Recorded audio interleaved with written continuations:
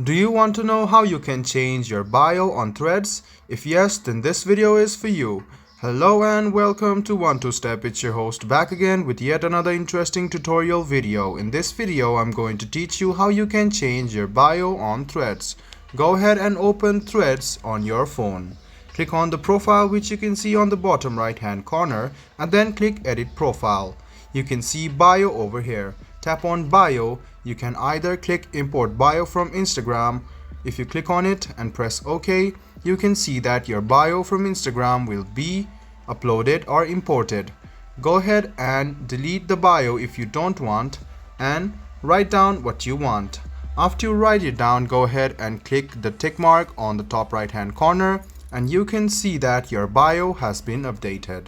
I hope this video about how you can update your bio or change your bio on Threads was helpful for you. If you still have any kind of confusion, please do mention us on the comment section down below. Like the video, subscribe to the channel and do hit the bell button for more. Hope to see you in the next video as well. Until then, goodbye, take care and make sure you enjoy.